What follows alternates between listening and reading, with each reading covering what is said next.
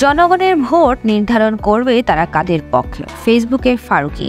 গত ৫ই আগস্ট ছাত্র জনতার অভ্যুত্থানের পর থেকে অন্তর্বর্তী সরকার দেশ পরিচালনা করছে।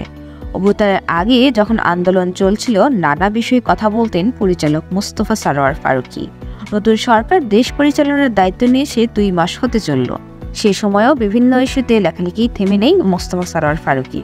নিজের বিবেচনায় যেসব বিষয়ে অসঙ্গতি দেখেছেন সেসব বিষয় নিয়ে তার নিজস্ব মতামত ব্যক্ত করা অব্যাহত রেখেছেন। এবার তিনি কথা বললেন সরকার পতন ও আগামী নির্বাচন প্রসঙ্গে। নিজের মতামত ব্যক্ত করতে বরাবরের মতো এবারও বেছে নিয়েছেন তার ফেসবুক। মোস্তফা সরোয়ার ফারুকী তার ভেরিফাইড ফেসবুক পেজে লিখেছেন, বিপ্লবের মালিকানা এখন অনেকের, কারণও আছে। যেহেতু বিপ্লবের অংশীদার ছিল অনেকে, সবাই মনে করছে এই বিপ্লব তার। সুতরাং দেশটা তিনি বা তারা যেভাবে চাচ্ছে সেভাবেই গুছাতে হবে, চলতে হবে, যেটা ফ্যাসিস্ট সরকারও মনে করত। ফারুকী তার ফেসবুক পোস্টে আরও লিখেছেন, প্রিয় ভাই ও বোনেরা, ৫ আগস্ট কোনো বিশেষ মতাদর্শের পক্ষে কোনো রায় প্রদান করে নাই জনগণ। এটা পরিষ্কার মাথা রাখা ভালো। ৫ আগস্ট জনগণ হাসিনার দুঃশাসন ও মুক্তির রায় দিয়েছে।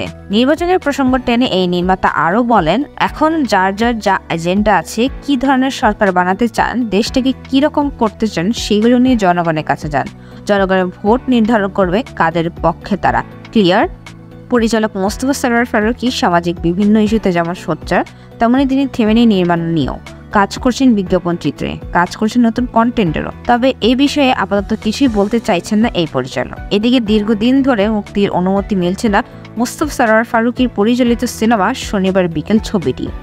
এমন নিত্য নতুন আপডেট পেতে সাবস্ক্রাইব করে চোখ রাখুন আমাদের চ্যানেলে।